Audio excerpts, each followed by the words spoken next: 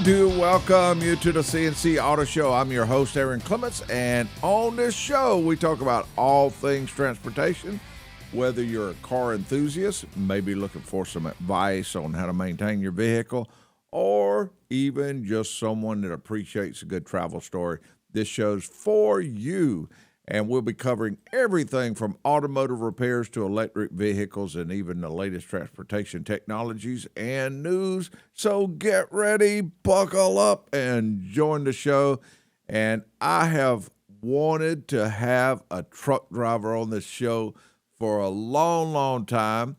And this week, a customer pulled up to get his Toyota, and we had been working on it, and he was ready to pick it up. And I noticed that he pulled up in this gigantic Freightliner Cascadia. I mean, an absolutely beautiful truck. And I started talking to him. His name was Blake Holland. And guess what? Blake is here on the show with us. Blake, welcome to the show. It's good to be here, man. Well, it's good for you to be here because I have so much wanted to talk to someone and get some ideas about what it's like to be a truck driver in America. And that's what we're going to do. Oh, yeah. Let's do it. All right. Well, we'll be ready. We'll be asking a lot of questions, doing a lot of fun stuff. Also, we'll be taking your phone calls. You give us a call, you ask the question, and it can be about your car, truck, SUV, and today it can even be about a great big semi. Or maybe you were interested or you know someone that is interested in driving semi-trucks. And if you do, this would be the person to talk to because he can give you some ideas of what might be needed to drive a truck. And he'll probably be doing that during the course of the show anyway, giving some ideas because he's very passionate about trucks and truck driving. Of course, we always like to start with a tech tip quiz. Blake, I don't know if you know this or not, but we normally give a tech tip quiz during the show. The winner normally has to move to an unknown location for a period of time after they win because it's really kind of a big deal. Oh, interesting. Yeah, they win because all kind of relatives will be calling, and these people will be calling them to want them to be on shows and stuff like that. So it's kind of a big thing. Plus, they'll win a coffee mug. Oh, great! I get one for just being here. Thank you. So we will have a winner for the tech tip quiz today. Hopefully, we'll read the question. We'll start out with that. What vehicle that can be driven on the streets of America has been the most miles? Now you don't have to answer that. Now this is someone will be calling in an answer. What you do need to answer though is the next question I have. But before I do that, I'll mention that the winner of that Tech Tip quiz, give us a call, and you will be known forevermore as being a Tech Tip quiz winner. Okay, Blake, here we go. How did you get into truck driving, and what is it like to drive one of those big monsters around? Talking just before the show, you mentioned you had been to yesterday afternoon, you named about 3, 4, 5 cities that you had been to. What's that like? It's quite a thrill until you start driving with the actual people on the road who have no idea how to drive. Uh-huh. And then it just turns into a giant headache sometimes. Oh, okay. Now you had mentioned that you had been to, if I'm not mistaken, near Atlanta just yesterday. Yeah.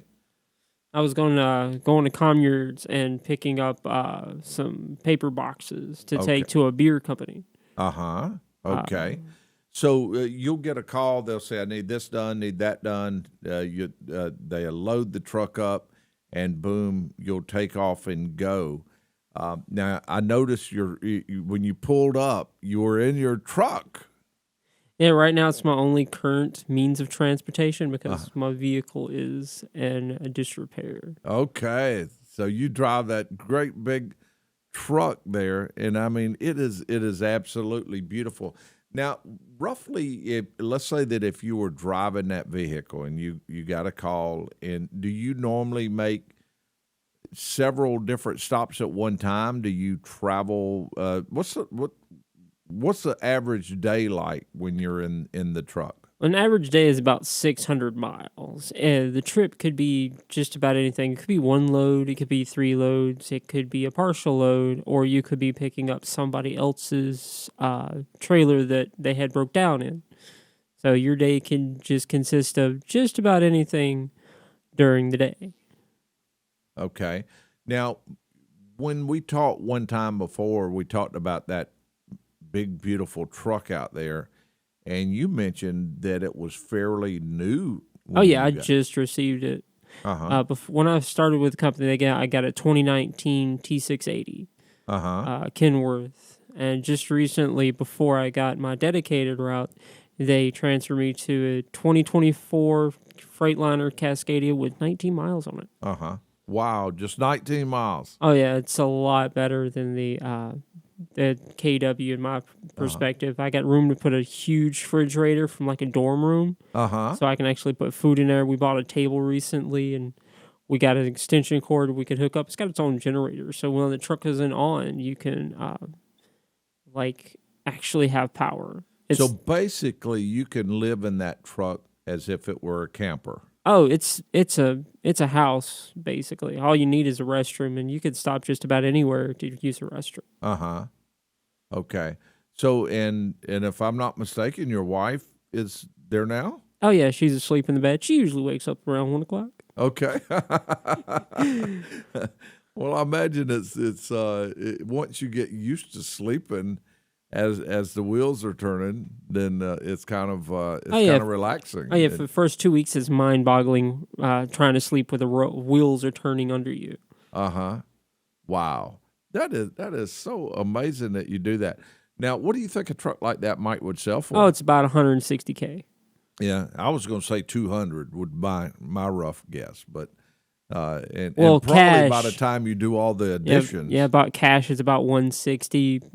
Financing everything, it's a quarter to $500,000 depending on what you want. Yeah, because I did a little bit of research, and from what I could tell, they run between 150 and 250. Yeah, that's the 150 is like bare bones, no nothing in it. Yeah, the 250 is like top of the line, deluxe. Hey, we're gonna put you in the bed, and we're gonna give you that too. That is so neat for you to do that. Now, do you how do you tell when it's time for your next pull that you're supposed to go to? How do they send that to you? Well, my driver manager usually sets me up a day prior, so he has it ready and everything. He tells me what trailer to pick up, where to pick it up at, and how far I'm going, and like if I'm bringing it back or if I'm staying there overnight and going somewhere else that morning. That way I don't have to drive back to Columbia. Okay. So the way you're set up, the vehicle won't really have a trailer on it right now. Yeah. But when he calls and says, "Boom, I need you to go pick up the trailer at a certain location," and you shoot out there, then you hook to it. And so basically all you're doing is just pulling the trailer somewhere else, or do you take it somewhere, they unload it, and then you take the trailer back somewhere, or how does that normally work? Well, I'd used to sit there and wait in the dock door while the trailer would get unloaded. But now with the dedicated route, I just drop the trailer in the yard, and the yard dog puts it in the trailer, the dock for me. That way I can be gone and on my way already. Oh, wow. So you just pull up, boom, unhook, take off. Pretty much. Go to get your next item. Yeah, that's what I'm like now. Used to didn't be like that, though. Now, you mentioned yard dog. What's the yard dog? A yard dog is somebody who sits there and waits and has a command to be told what to do. That's what we call the yard dogs. Because they don't do anything unless they're told to. Well, that is fantastic. Okay, this has been great so far. I've been you doing exactly what I'd hoped to do. Give me some information on what it's like to be out on the road. We'll have more of that shortly when we return with more of the C&C Auto Show. With professional truck driver Blake Holland, and here to answer your automotive questions. And Blake is here to talk about what it's like to be a truck driver on the roads of America, which we have had a great conversation so far. And we will also be answering automotive questions, and it's time for one of those. So we'll go over to someone with a F-150. Welcome to the C&C Auto Show, and what can we help you with? Thank you, Aaron. I appreciate it. I've got a fleet truck. It's a 2011 F-150. I've driven the truck for years. Never had any issues with it. I bought it at auction, went to change the rear end in it, and when I went to drive it to the mechanics, wouldn't start. No crank, nothing. All the clicks, all the pops. And it was giving me a start system failure alarm. Fast forward a month, had to put a new battery in it. Now I'm getting service advance track and a picture of the battery when I try to start it. I still get the clicks of the pops, but it won't even try to turn over. Okay. How about your headlights? Do your headlights, if you cut the key on, does the dash light up? Yep. Everything lights up, clock lights up, headlights work. It just won't start. Okay. And so the headlights seem to be bright and all that. Okay, and when you turn the key, you don't see any kind of signal that says anything about security blinking on the dash or anything like that, do you? No, and this is just a basic XL. There's no, it doesn't have the pass key. You can start this with just a regular brass key. Mm-hmm. Okay. There's several things that are like, I guess, more common things that could do it. And, of course, no doubt one of the more common things when you have battery power and everything is all lit up. Now, when I say battery power, there is an in-between. I mean, you can have 12.6 volts in a battery, which is what it takes to really spin the engine over properly and make it run. And you can have like 11 volts, which is enough to light up your headlights and light up everything else, but probably not enough to make the engine spin over. So, or activate the solenoid to make it to where the engine spin over. So there is an in-between. So you want to make sure that the battery does have the proper voltage. That's going to be the first step. Then if it does have the proper voltage, then the next item is to find out if it's getting the signal to spin the engine over down at the starter. And if you don't have an issue having to do with the security system or neutral safety switch, that is one thing I'd probably do, is move it down to neutral up to park real hard, just to be sure that you may not have a neutral safety switch issue. But if all that's good, one of the more common things is just a bad starter. You may be getting power down to the starter, but the starter has a bad spot on the armature to where it's like a roulette wheel. You're spinning it around, and if it lands on that bad spot, you don't run. So high probability you're going to have a bad starter, but you do want to have it tested out because you don't want to put a starter on there and then have the same problem. No, and I can tell you this. I did jump the start relay out, and the starter does turn over. Okay, so you're not getting a signal out there. Now, I was trying to remember on that vehicle if you do have the starter relay, because the next step is to find out on the starter relay if you are getting a signal to it when you turn the key. And if you are, then the relay may be bad. But what really needs to happen on that truck, there's a series of voltage drop tests that's going to need to be run on there to be sure what's wrong. And what a technician will normally do is either with a power probe or a voltmeter, he or she will get out there with the meters and leads, and let's say that they're checking the positive side. They'll check between, let's say, the starter solenoid, the battery, and the starter solenoid. And if it's only dropping like 0.2 volts, that's good for that length of cable. Then check further down. So you may either be dropping voltage there or dropping your signal. Now, there are also some things in the computer system that can happen that will make it to where it would disable cranking too. So the trouble codes are going to need to be checked in the vehicle also to find out if there's anything stored in the computer that might make it to where it would not start. I really think that a lot of things, I can name you a lot of things to do. In this case, instead of me naming those things, I'm going to just mention ways that you can communicate well with the technician, because it's going to take some equipment that's going to need to be involved to find out what's wrong. And of course, there's no need in you buying all the equipment and all that. You would just want to rent that equipment with a technician and get it done. So I would talk to the technician, and you may, and I know this part's a little difficult when I say it because you're worried that you're wasting money. But sometimes people say, well, I'm going to do what I can and get it running so I can get it to the shop so I don't do the towing. Well, many times that might cost more money instead, because what happens is you do something to get it running, and then it stays running, then it gets to the shop, and they won't know what was wrong.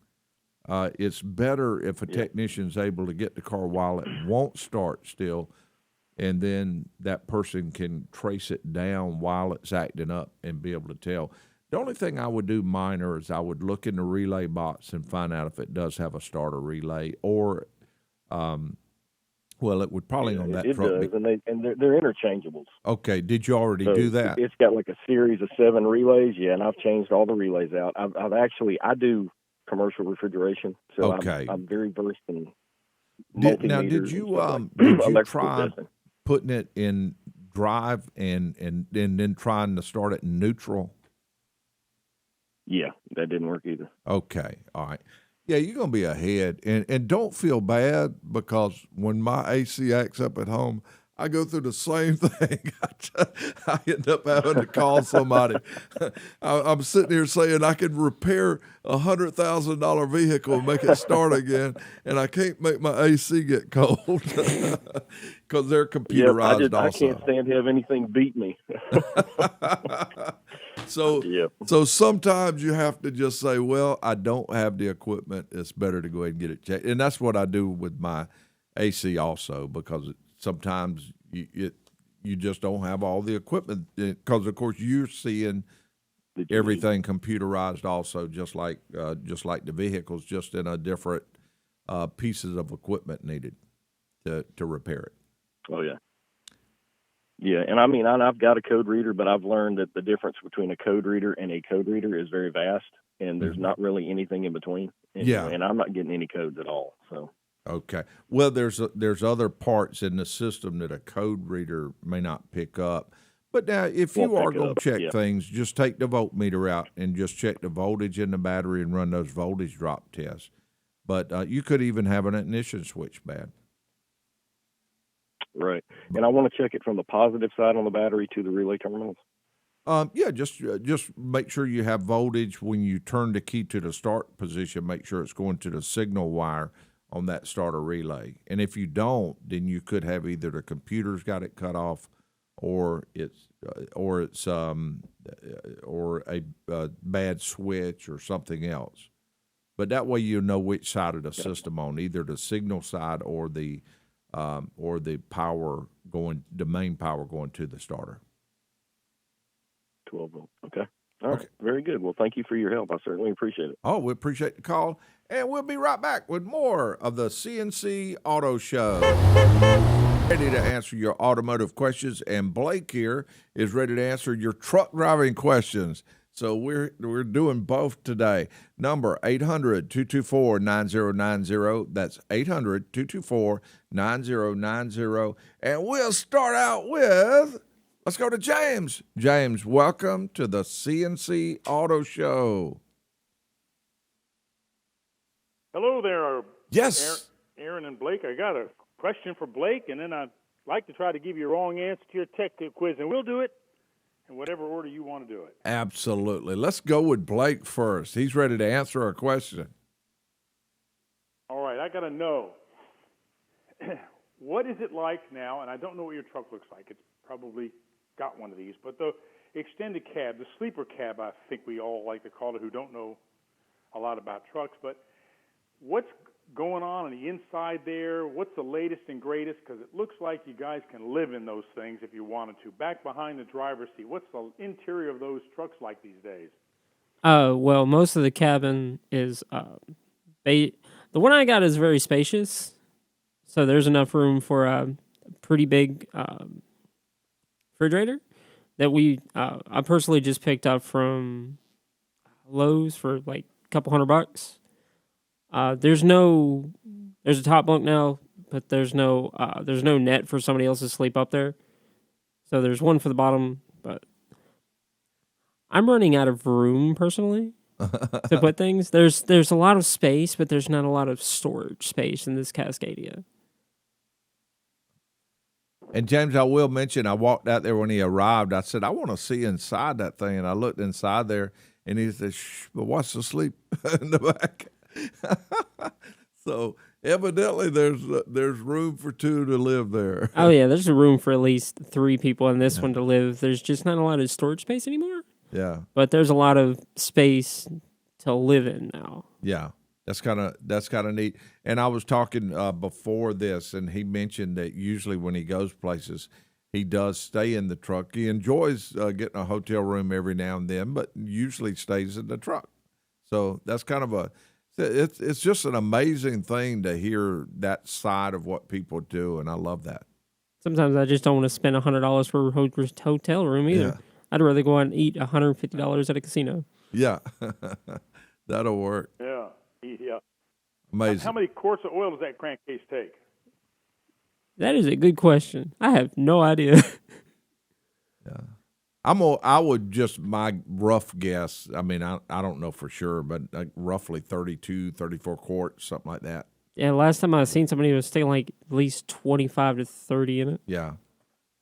I know some vehicles that we work on take roughly 32 quarts. They're not that large, but the very similar engines. So I'm just guessing at that, though. I'm not an expert on the semi-trucks.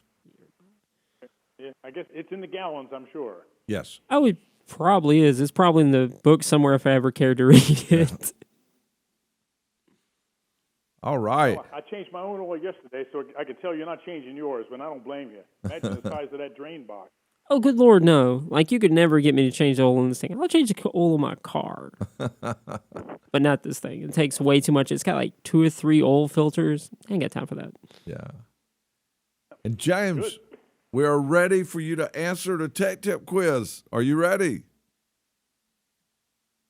I doubt it, but let's try. All right. Okay, now you're on stage, and I'm going to read the question one more time. What vehicle that can be driven on the streets of America has been the most miles? And what is the answer to today's Tech Tip quiz? Okay, I got my rose-colored see through the Aaron factor fog here, and I'm listening carefully. Can be driven on the streets. Now, just like an Uber driver drives passengers on the street, they've been driven on the street, but they are not the vehicle that's actually being piloted. So I'm thinking that this is possibly a SpaceX Falcon 9 rocket that travels in pieces by tractor-trailer, tied into your guest today, from California to Florida in pieces. And that rocket goes a lot of miles on its own, but it is driven on the streets of America to get from manufacturing to launch site. James, you're getting very close in there. I wouldn't have guessed that far. Yeah, That's good. We said it. but actually, it's a vehicle with wheels on it. And I thought you would be going for the latest and the greatest, but otherwise, you're going to tell me how to move those old space shuttles around, probably. But you are getting very close, like always. But you are close. We teed it up for somebody else. How about that? All right, you gave them a hint because you're getting there, James. Like always, That's man, good. we That's really good. appreciate you when you tune in. Thank you. Sure, you bet. Our pleasure here. Bye. Bye-bye. Okay, the number to call, 800-224-9090. If you got a question about your car, your truck, your SUV, you give us a call.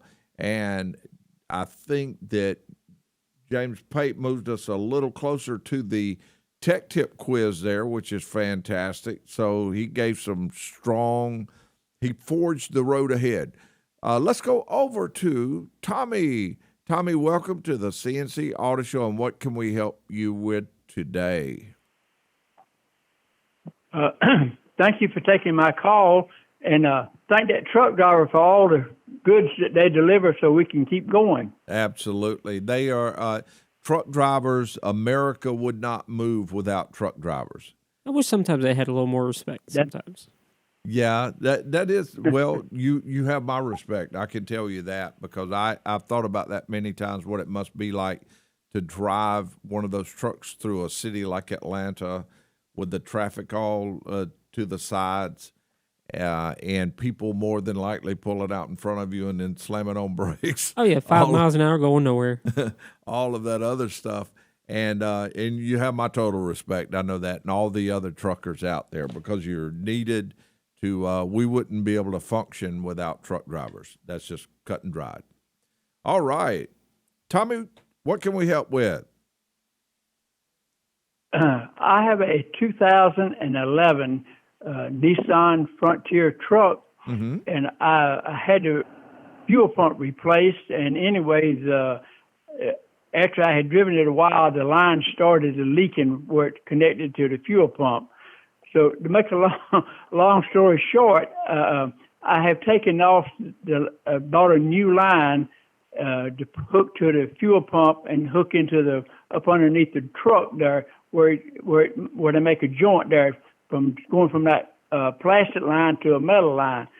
I was just wondering, how do you get that line back on? Okay. So what you're having a problem with is the plastic line itself is what's cracked? Right. And I've taken off the old plastic line. You heat it up a little bit and you can just pull it off. And I need to put a plastic line on there. Okay. But the line's small, and you got a couple of flanges on that steel line there to get it back across. Okay. And I was wondering how you have you looked at the the plastic line repair kit? I know Napa has them, but I'm assuming that other part stores has them also. But Napa makes a kit that is made for repairing those plastic lines. And they're selling another plastic line that shrinks when you heat it up. So what you would be doing is getting a barb that goes into one, heating that with a dryer or a hot air type deal, heating it up, and then putting the new plastic line on it and then on another barb. And when you heat it, that plastic will shrink up around that barb and seal it. Have you checked on that at all? Yes, sir. I have, but I've done took the plastic line off the metal line, so I don't know how they put them on there. Okay, I'm gonna put you on hold just a second. We're gonna be right back. We'll be right back with more of the C&C Auto Show.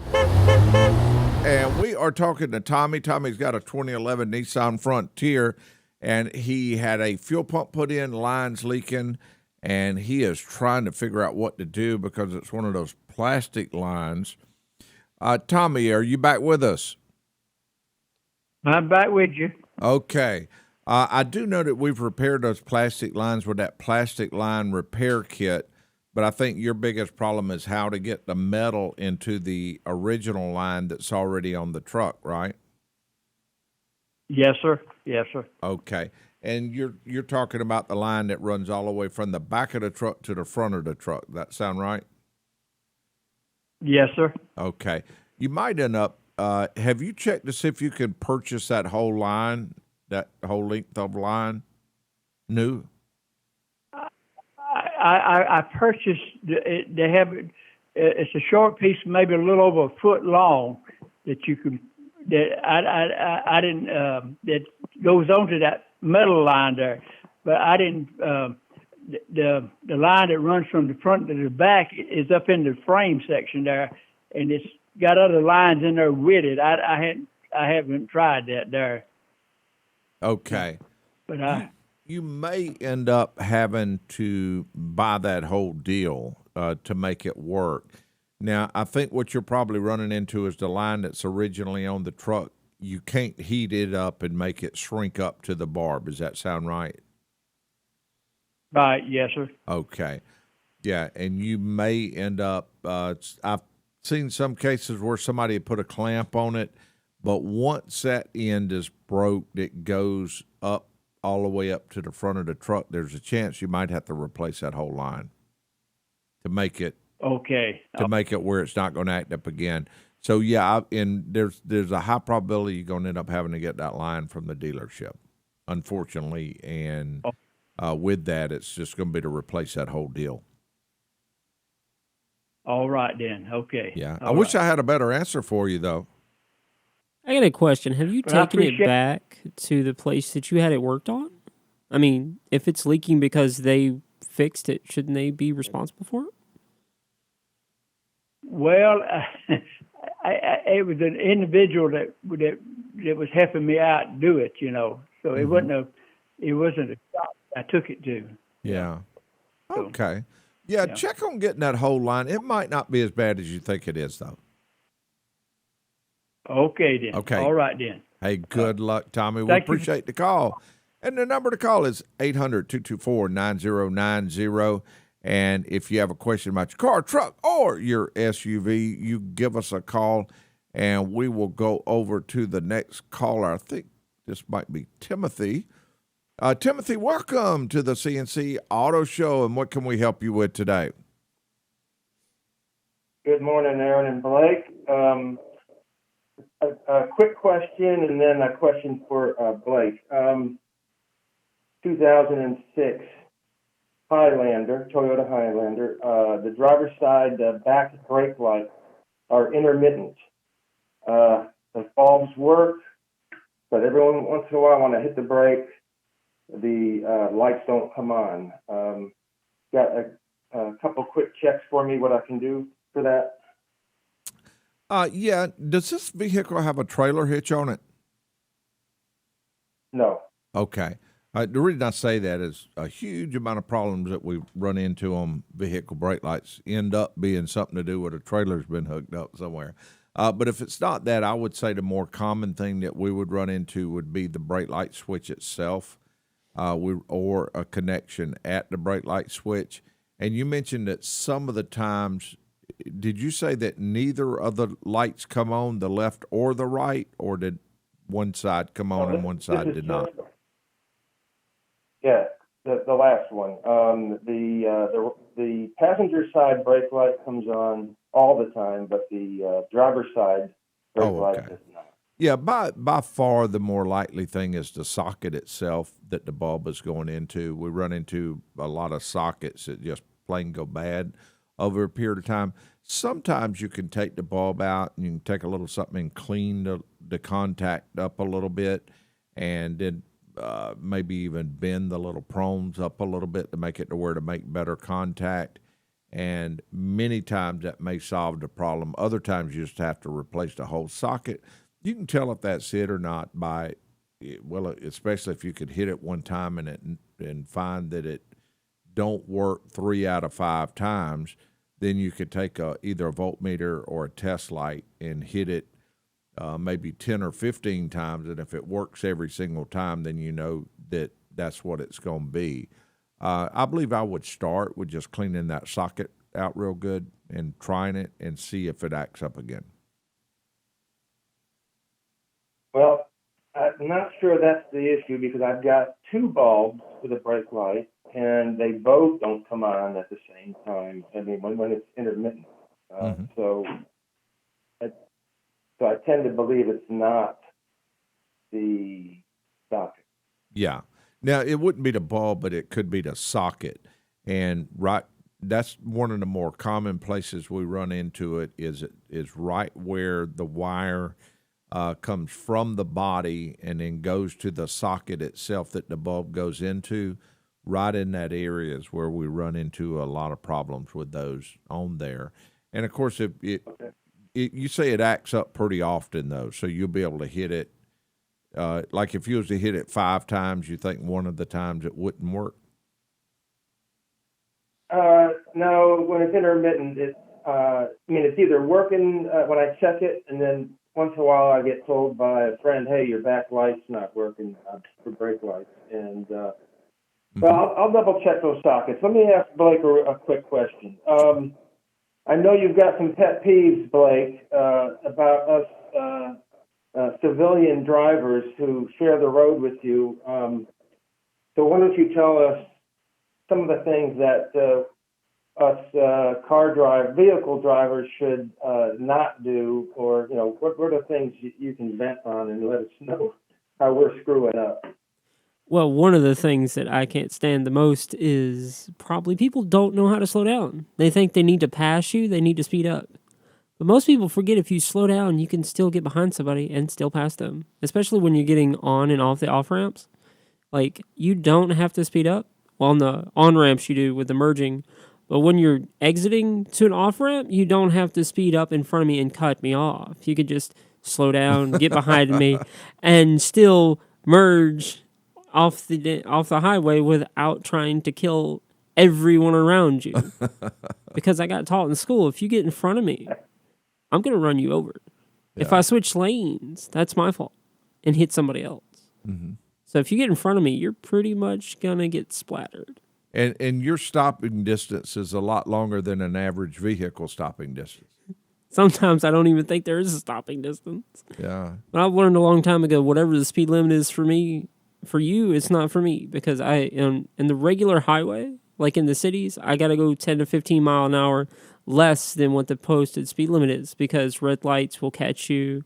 And if you come up on top of them, you can't just slam on brakes and try to stop, because you'll jackknife the trailer and throw it and it'll hit somebody. Mm-hmm. So you either got to go slow enough for your environment or just realize what you need to do in your job. Great. That was a good question. One quick question. Is your wife qualified to drive, so you guys do tandem, or what do you guys do? Well, my wife is afraid to go to school because she has anxiety problems with other people and being in strange places by herself. So she doesn't mind going as long as I go with her. But we've looked into that, and we can't exactly do it because of my experience as a truck driver, they would put me in a different bracket, and she would have to go to school by herself and get on a truck with a trainer for 180 hours, and she doesn't want to get on the truck with a complete stranger. She's 4'9". She's a whole bunch of nothing. You can punt her like a football. That was some great questions there, Timothy. Well, you're welcome. Appreciate the show. Oh, thank you very much. And we'll be right back with more of the C&C Auto Show. And we do welcome you back to the second hour of the C&C Auto Show. And I'm your host, Aaron Clements. And on this show, we talk about all things transportation, whether you're a car enthusiast, maybe looking for some advice on how to maintain your vehicle, or someone that just appreciates a good travel story. This show is for you, and we'll be covering everything from automotive repairs to electric vehicles and even the latest transportation technology, including some beautiful trucks. And we have Blake Holland here. He's been with us during the first hour. He is answering questions having to do with truck driving in America, and I think that's so awesome. We have had a lot of fun talking about that. We've also had a lot of calls. And we do have a tech tip quiz laying on the table, which I'm going to go ahead and read it real quick right before we go to the calls. And, Blake, are we ready? Oh, yeah, man. We're ready to go. All right. We're going to do it. All right. Here we go. The question, tech tip quiz, was what vehicle that can be driven on the streets of America has been the most miles? If you know the answer, give us a call, 800-224-9090. And we will go over and talk to my friend Dylan from Orlando, I believe. Good Dylan. Morning. Welcome. Yeah, good morning. Over here in Tampa, actually. Not too far from Orlando. We spend a lot of time there. Yeah, Tampa. And I do know you go to Disney quite often. Yeah, we love Orlando. It's our home away from home. That is beautiful. I wanted to thank you for last week. I called in. You guys had some great advice. I've been troubleshooting a rattling in the front end of the van, a 2009 Honda Odyssey, and I did replace the sway bar bushings. That it does seem to have dampened some noise under there. I still had some noise rattling, and we were also experiencing a little bit of vibration in the steering wheel. Per your advice, I did go ahead and have those two front tires replaced. And actually, I had the newer tires put on the back, and the not so new tires rotated up to the front, and that did away with the steering wheel vibration. So that was definitely you were right. That was definitely a tire problem, not a suspension problem. And so today I'm going to deal with the rattle.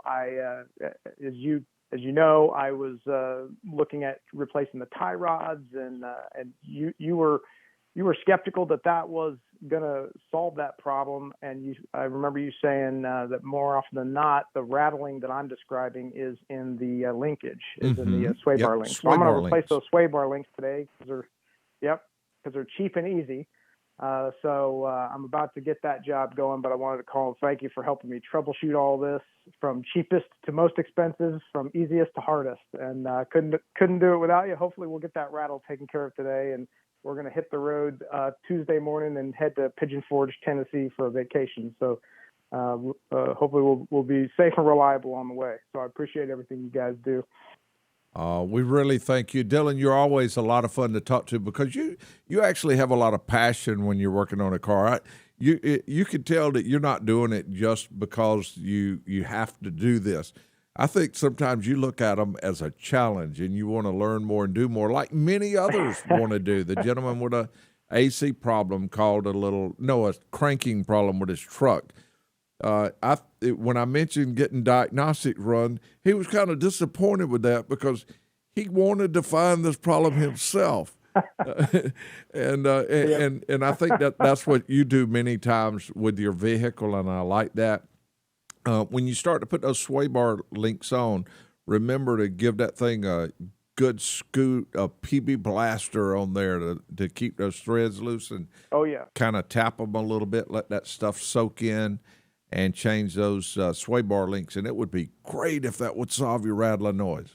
Yeah, whenever my car starts acting up and I hear a noise, it drives me absolutely nuts. Yeah. I can't stand it. I'll replace the whole car if I have to.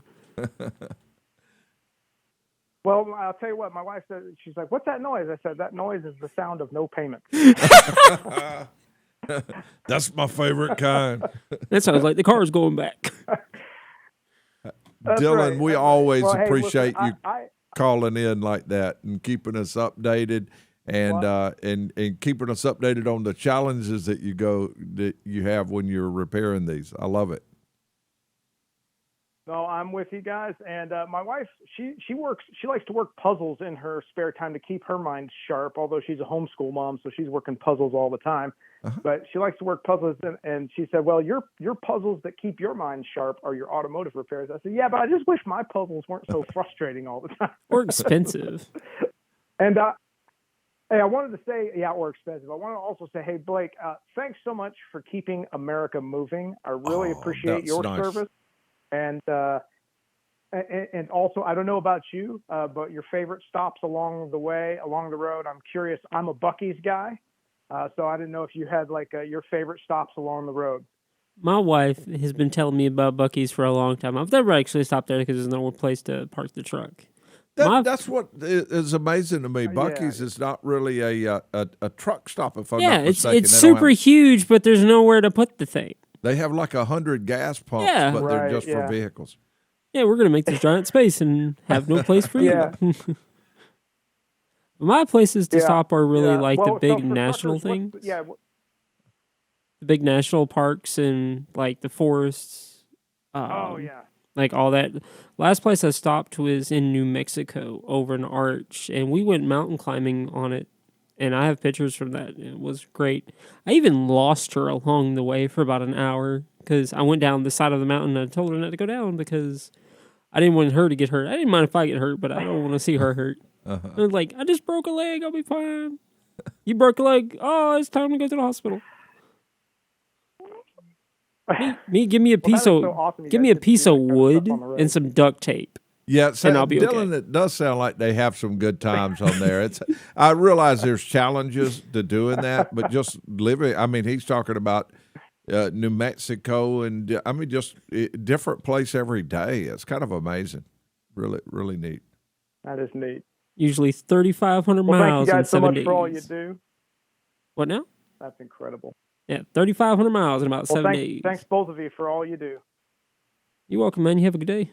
Hey, Dylan, always good to talk to you. All right, If you I don't too. talk to you before then, you'll have a great time at Pigeon Forge. Thanks. Take care, Aaron. Bye-bye. Oh, you too. Bye-bye. Okay, the number to call, 800-224-9090. And let's see where we're heading here. Let's go over to, we will go visit with, let's see here. Check these out. Okay, that one right there. Yeah, we will go over to Fred. Fred, welcome to the C&C Auto Show. And what can we help you with? Good morning. I got a 2003 Chevy pickup, the 2500, and the climate control thing is just it's very basic. It's not automatic, right? And I'm pretty sure I'm gonna have to replace this motor on the research door, and it's where it is way up there. Is that how big of a job is this going to be? Fred, I can't quite hear you very well. Try that one more time, and Hold you on. might be a little closer to the phone or something. Okay, how about now? Can you hear me right now? A lot better. Yeah. Okay. I was in the truck lane looking under the dash. Oh, okay. The That research would do motor it. for the air conditioning. Uh-huh. Okay. I was trying to figure out. I know I'm going to have to take the top of the dashboard off. Mm-hmm. I don't know if you got the vehicle when I was sitting in there. It's a 2003 Chevy pickup. Mm-hmm. And the motor, the little servo motor and everything that controls the research door on the air conditioning, it's way up in way up there. Mm-hmm. I'm sure you must have replaced one of those at one time, right? Oh, yeah. We do a fair amount of those. And it used to be pulling the dash out of a car was really a tricky deal, but they do it on a pretty regular basis. I'll give you some, are you going to be doing this yourself? Yeah, I always attempt it myself first. All right. Well, I'm gonna put you on hold just a second. We're gonna come back and we'll come up with some pointers to do that. And we'll be right back with more of the C&C Auto Show. About your car, truck, SUV, you give us a call, or if you have a question about driving trucks, how to be a truck driver, or just some question about what they go through, give us a call. Blake is here also, and he'll be talking about that part of it. We were talking with Fred, and Fred, you mentioned that you are thinking about attempting to remove the dash on this 2003 Chevy pickup truck. Is that right? Yeah, I think I only got to take the cover off. I don't know what else I have to do. But I just got the bottom panel off, and the where that thing that snaps around the instrument cluster and stuff, just to look at things. And I located the motor. Yeah, I think as far as tips I didn't go, take anything Fred, some of the biggest things you can do is, one, try to find some videos on that job before you get started on it. And keep in mind that videos, some are accurate, some are not, but you can get a general idea of what needs to be done to replace the actuator that you're doing. Next thing is just be real patient. Don't try to rush it, because it's very easy to break things as you pull in panels off. Yeah, it can make you extremely frustrated too when you're not sure what to do. So what I would do is I would go on Amazon and look up an actual book of instruction about the car that has a bunch of diagrams and everything in it to give you a more in-depth, because sometimes videos just don't do it. Yeah. And as you go, remember you can just have your phone nearby where you can take pictures. And have areas. I like to use little bags when you can. If you don't, some technicians don't need to do that. They just set their screws in different places. But if you don't do that many of them, it's not bad to have little bags to say this goes to this area, this goes to that area, and try to put the screws back in the same places. And if you've got if you enjoy working with things like that, you'll do very well. Main thing is being patient. I used a plate the first time I took apart my car. Yeah. Hey, I got one other question for you Sure. too. If I get this in there, right, is it going to find its own stops and everything? Does anything you have to be programmed or anything, or will it just find its own when I hook it up? Usually not. We normally don't have to reprogram those. You'll normally they'll reset themselves when you start the vehicle, and everything should work right. What I would recommend doing is what I always like to do is if you've got that much stuff off, if you don't have anything off that would hamper it from working, go ahead while everything's off, test it to make sure that it's working before you finish putting it back together. And but no, you shouldn't have to reset anything or do anything like that. Okay, so this job is not going to be big money. It's just going to be big time and patience. Right. The actuators. Now, one thing I would do if you're close to you have what, like 3 or is it 4 actuators under there? You got mode door and you got the other ones. If you're close to any of the other actuators while you're in there, go ahead and replace those also, because they do fail from time to time, and you don't want to take everything apart and then replace one and take it apart again and replace another one.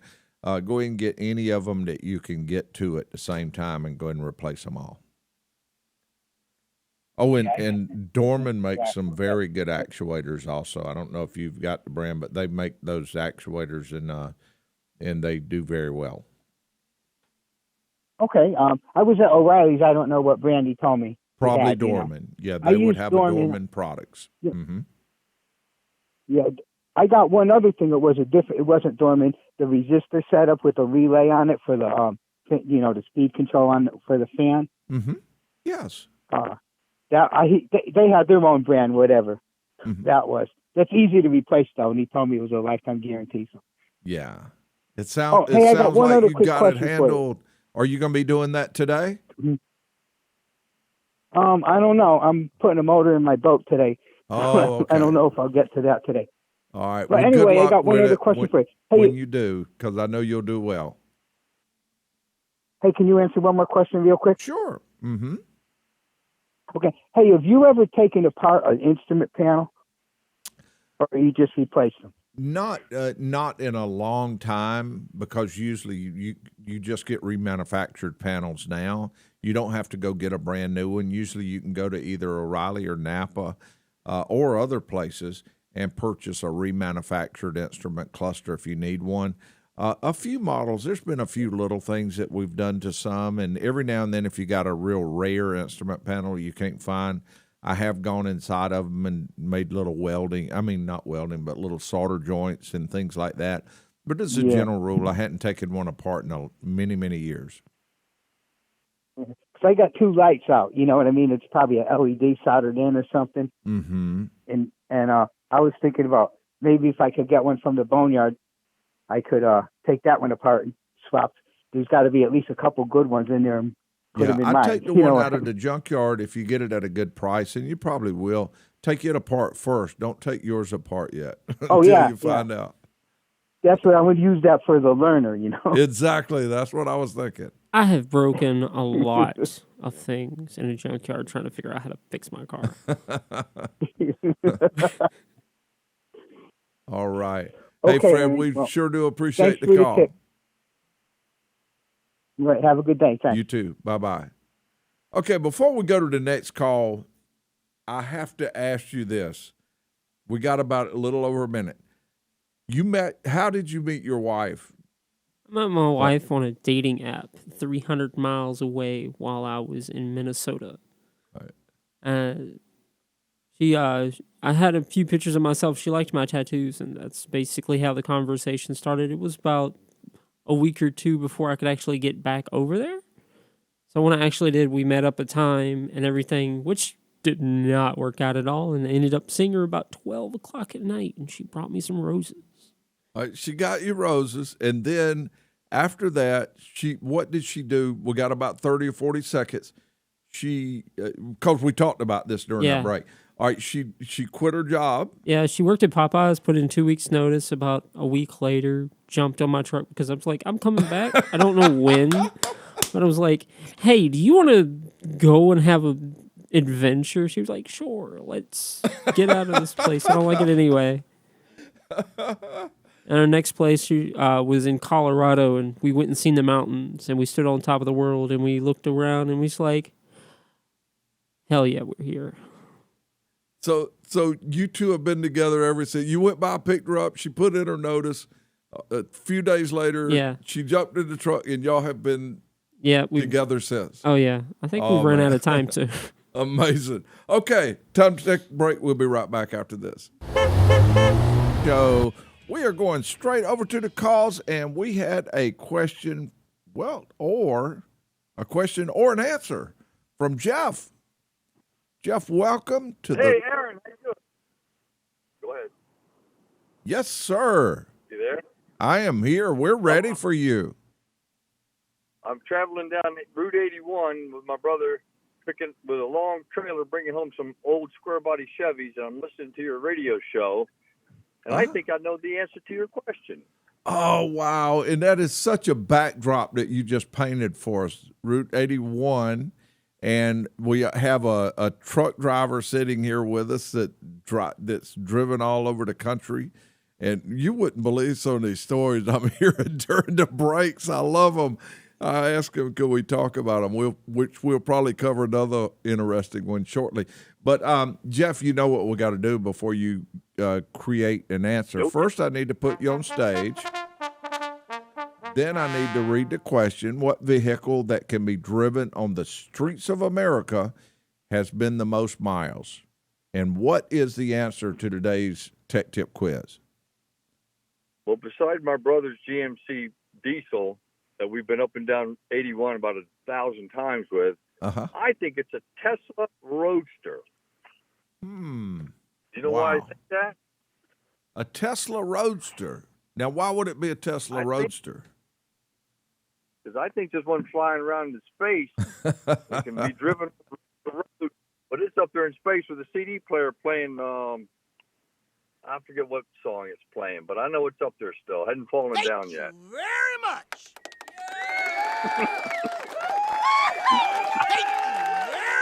And you are absolutely right.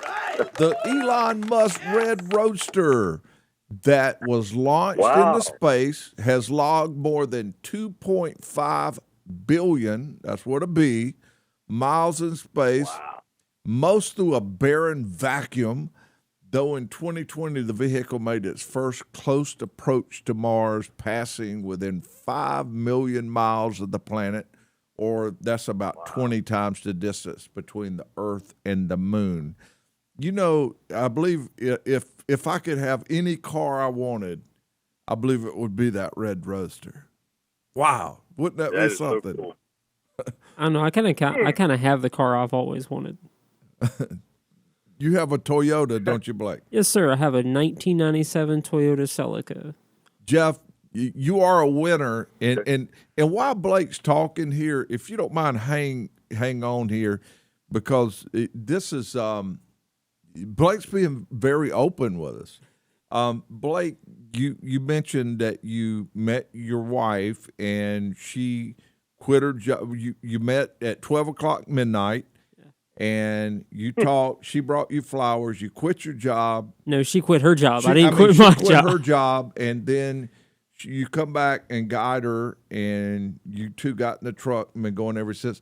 Now, you mentioned before that you were making really good money, and then you ran into a reason that caused you to lose a lot of money. What was it? I've become a compulsive gambler over my lifetime as a truck driver. I've stopped at almost every casino in the country, at least once.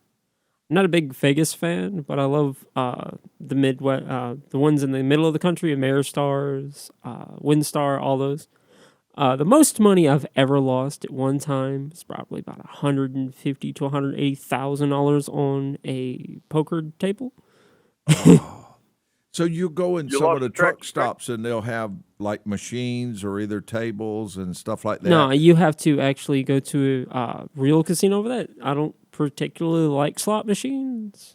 So we'll go to an actual casino, and we'll stay like a couple nights there. The last one we went to was in Grand Prairie at a racetrack, and we won $5,000. We ate on all the money for about 3 days. Like really expensive food, just messed around at the bar and a whole bunch of other stuff. Finally ended up losing all of it because I was drunk and playing at a $50 table with a double deck. And so then you found out that that wasn't a good way of life. So instead, you. No, I'm still a compulsive gambler. I'll bet you $50 right now if I had it. Well, we appreciate you sharing that. Jeff, I thought you might enjoy that conversation. I love it. And I got to tell you, we're riding up and down 81. All these professional drivers, man, really know how to drive down the road. And they're keeping themselves safe by keeping us safe. I think that's pretty cool. I think that it's amazing. And we really, I mentioned to Blake, we really appreciate that. And Jeff, we appreciate you answering our today's tech tip quiz one more time. Thank you very much. We do appreciate that. Thanks, gentlemen. You have a good show today. Thank you. Hey, thank you. Hey, hang on. I'm going to put you in queue. Our producer, Mason Rogers, is going to make sure he gets your information. Okay. Number to call, 800-224-9090. This is something. Okay, now let's go over and talk to, we'll go to Mike. Mike, welcome to the C&C Auto Show. What can we help you with? Yeah, I got a '05 Ford F-150 pickup truck, and when you turn the key on, it's got two different buzzers, and they buzz and buzz and buzz for probably 5 minutes before they finally go off. But every time you turn the key on and off, that's what it does. Okay.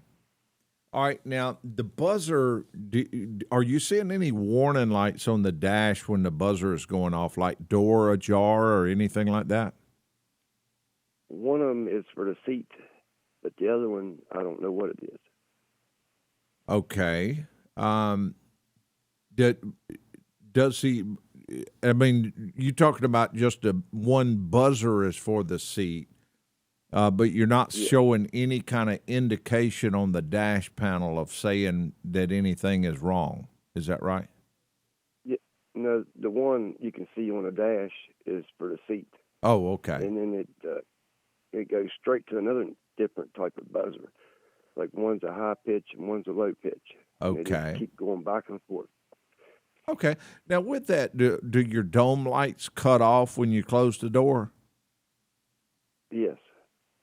Okay, so your dome light does cut off, and the other light on, and all of your gauges look normal? You're not showing anything that shows low or high or anything like that? No, just that when that one buzzer, the seat, you can see the seat light on there. Okay, and it does this after you start the truck, is that right? Yeah, every time you and if you turn it back on, it goes through that process every time. About 5 minutes worth of beeping. Okay. Now, even with your seatbelt on, does that indicator light still shine that shows that the seat has a problem, seatbelt has a problem? Yes, it still does. Okay. It sounds like you got a latch assembly problem with one of the seatbelts. If you were going to look at anything, go down to where the seatbelt attaches down to the floorboard and look and make sure you don't see any wires that are broken or torn or anything like that. But it's going to be to fix these one at a time. It's going to be to get that seatbelt one squared away first and see if anything comes back after that. But you got one of your seatbelt indicators that's not showing that the seatbelt has been attached or buckled. It might have come loose underneath too, where like the wires come up and into the seatbelt. That's what I was thinking. Yeah, checking there at the floorboard of making sure you don't see any broken or torn or anything like that. Sometimes somebody can be washing a truck or detailing a truck and yank on something or tear it, or something else might have ripped the wires. So look down at those wires and see if you can see any wires broken or torn where it goes into the seatbelt buckle. If you don't see it there, then there's a chance that you may have a tensioner issue or something in that area. But it's going to be to repair that seatbelt issue first. Okay. And what about that other buzzer? It's I'm not sure what that's going to be because of the seatbelt. We know the seatbelt is causing the problem. The other buzzer, if you're not showing any indication on the dash anywhere, then it's going to be to repair that one and then look for any indicators that might be showing that it's on before you go to other ones. It could be a door ajar buzzer that you're hearing there, and that would, if it's something like that, that would mean that it has to have that there has to be a door latch switch. But I wouldn't do any of that yet. Now, if no other items show up, then someone is going to need to hook a computer up to the vehicle and find out what is showing as open, whether it's a door ajar switch showing open, seatbelt items showing open. But a computer, a regular code reader won't work for this, but a regular computer that IDS for that Ford would hook to it, and a technician could tell why that buzzer is going. But the seatbelt one's going to need to be repaired first, so I'd get it before doing anything else. And you could just have some broken wires down there. Okay, all right. Are there any way I can unplug it? No, if you unplug it, it would still go off. I could tell you some other ways that would make it go off, but I'm not going to because you need to buckle your seatbelt. Yeah, I want to buckle my seatbelt, but then also, like, you'd be driving down the road 30 minutes, and then all of a sudden it'll start beeping again. Yeah, and look for those wires first. Look for those wires, make sure they're not. And you might even, if you're running into that, you might even spray a little PB blaster down inside the buckle assembly, and then that way it might be able to. It might just be a sticking switch down inside that buckle assembly. But don't put too much on there. Use that Pro Straw so you won't put too much on there so it won't leak on your clothes or anything like that. So just give it a little small squirt in there. Okay. I sure appreciate it. We do appreciate it also. Number to call, 800-224-9090. We'll be right back after this. C&C Auto Show. We'll be going to the calls shortly. I was going to mention one thing that I ran into over the weekend, and then we were going to ask Blake a few other questions because this is some interesting stuff. What I wanted to mention to you about last weekend was I went dirt bike riding again. Finally, I hadn't been able to go near as often as I want to. And as I was way out on a trail, I mean a long way out there, I started thinking about how happy I was to have the orange top battery from Optima Batteries, because my bike, it's a Yamaha 450, and it does not have a Kickstarter, and that thing has so much compression it'd be almost impossible to push it and get it to start. So if the battery goes dead, I am up the creek, and it's not good because there's no way to push that thing back all the way back up where I was. Oh yeah, there's no. I wouldn't want to push a 600-pound bike up and down a hill in the middle of bloody nowhere. No. So I was so happy that I had that orange top battery, and it gave me the confidence to be able to drive where I wanted to go. Okay, Blake, I wanted to ask you some other questions having to do with truck driving because this is some interesting stuff. The story that you gave us about how you met your future wife, and how you two just got together, and she turned in her notice, got in a truck, and you two have been mountain climbing and traveling around together and doing all that together. You mentioned some of the trials that you went through with gambling that you got. I still go through. You still go through that. You need to quit that, Blake. Don't do it anymore. That's it.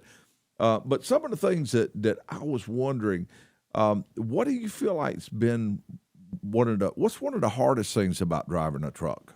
One of the hardest things about driving the truck is probably actually living the lifestyle. Truck driving isn't really a job anymore. Mm-hmm. It's more of a lifestyle because you have to have a certain mental capacity of like a job readiness, get this done, go here, go there. You got to know when to sleep, when not to sleep. You got to be up all hours. Doesn't matter what time it is. If you need to be there, you need to go. If you get there late, you're not going to get done, and you'll probably have to reschedule your load to the next day. Now, if I'm not mistaken, you say you live in the truck. Yeah, I don't actually have a house anymore. Uh-huh. I never really had one. I used to live with my mother, but things happen. Uh-huh. So I just have been living in the truck for about 3 or 4 years now, and I personally don't mind it. But now that I got a wife, it's kind of like weighing on her mind heavily. Yeah, because it's like being in solitary confinement in a jail of like 8 feet, 2 feet to move, no bathroom, no nothing. You get to look at the door, but like there's not much to do, and you just sit there all day and you go stir crazy. So you two are ready for a house? Oh yeah, we're actually trying to get a home with Dream Realties. Now I'm trying to get up the money. I got approved for it. I just don't have the money right now to put a down payment down on it. All right. Well, that's going to be fantastic that you do that. But in the meantime, you two travel around together, and you get to see all these sites around the country of where you travel and the things that you do. So that's got to be fairly exciting right there. Oh, it used to be until I got put it on a dedicated route, which is... So now you're going to the same places each time. It's allowed me to actually get a home if I want now. Mm-hmm. That is awesome. That is... that's such amazing. What do you do, like right now, what do you do about showers? And like if you go somewhere and take a shower, and what do you normally do? Well, normally you take showers at places that offer them.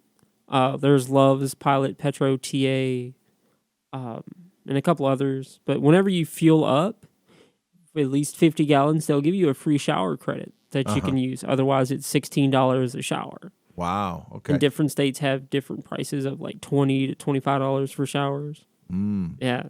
Imagine taking a shower every day for $25, ended up at the end of the week, and you're done spent like $300 or $400 just in water. Yeah. Now, how about what do you do like if you're out on the road and you have to go to the restroom? Well, that is another good question. You either get a...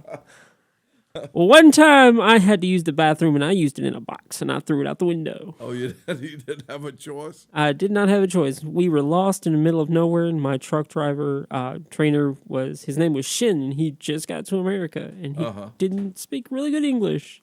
So he's like, "What are you doing back there?" I was like, "I'm using the bathroom. Try to be straight." Ended up putting it in a Dunkin' Donuts box and tossing it out the window. All right, I got to ask this. What's the most...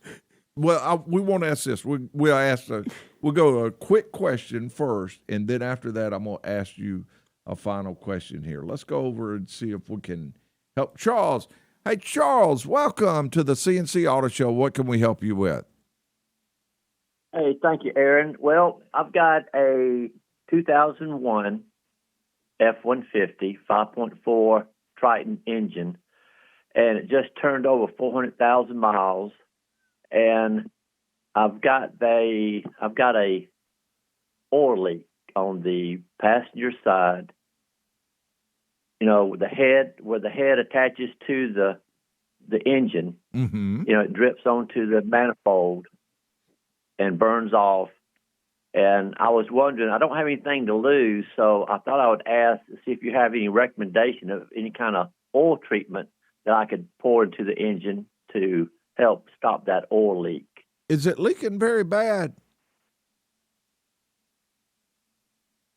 I probably have to put a quart of oil in every 2 weeks. Okay. But there's nothing dripping on my driveway. It's burning off, it's very irritating. Every time you stop, there's smoke coming out from underneath the hood of the engine. All right. Charles, I'm going to put you on hold just a second because I'm going to answer. I want to answer this properly. So but I wanted to ask Blake one last question. So I'm going to pick up right after the show. So I'm going to be right back with you very shortly. And before we go, Blake, I want to ask you, what's the most unusual thing that's ever happened to you on the road? We got about 40 seconds. I was in California, and I got behind this movie prop, and it was a T-Rex just showing its teeth at me. Oh, it was a movie prop. Yeah, it was a movie prop. It was moving, and it was just...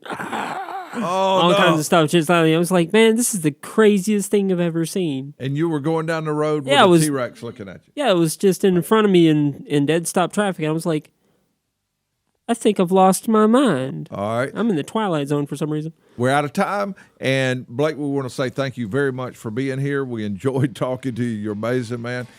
Mason Rogers, our show producer, want to say thank you to him. I want to also thank you to all that tuned in and called in to be with us on the C&C Auto Show. And Charles, I'll be right there with you. I just squeezed in there.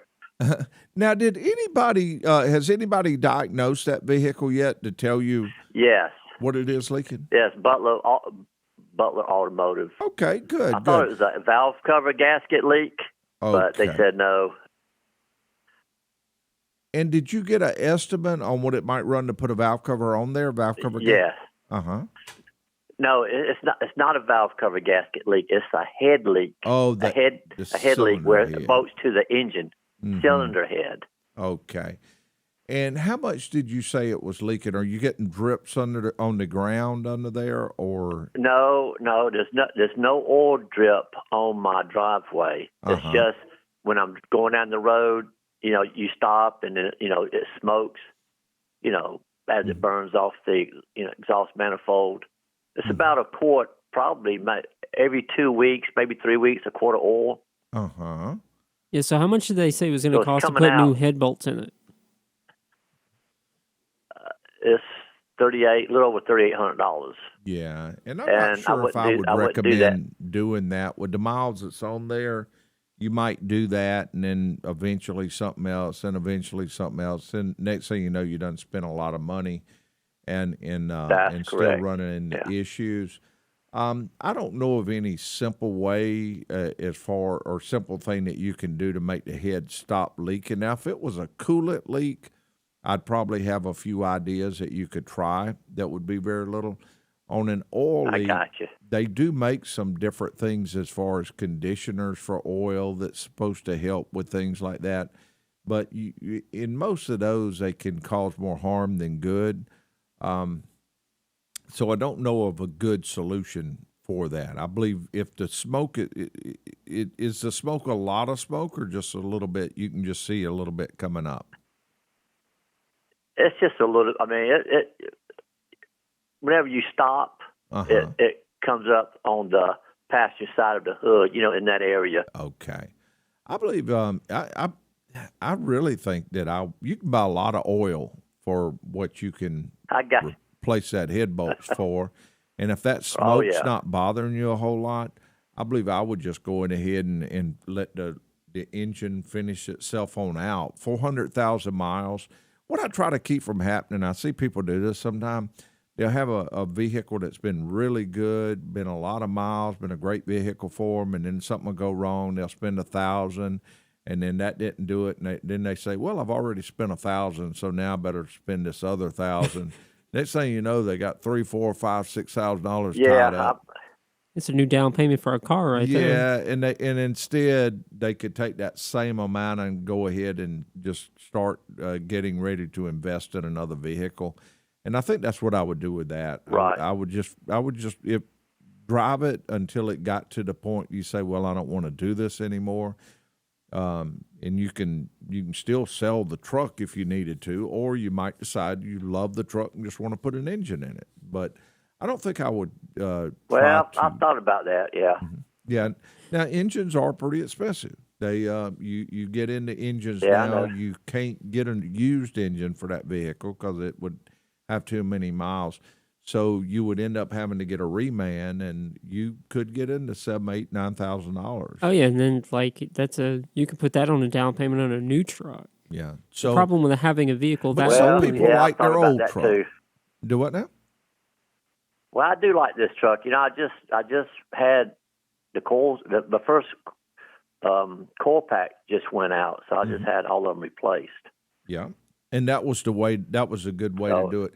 And it's not unusual because trucks don't go out of style. 2001 F-150, that truck is going to look as good 5 years from now as it does right now because they're just good. Trucks don't go out of style. They look good regardless of the year model. So it's well worth putting an engine in it if you really like the truck. And I do that on my vehicles. Mine I spent a fair amount of money on my vehicle, and it's a 2000 model car. And I spent a fair amount of money because I didn't want a different one. I wanted mine. And so, I can't even get another one of my I cars. like mine a lot. mm-hmm, yeah.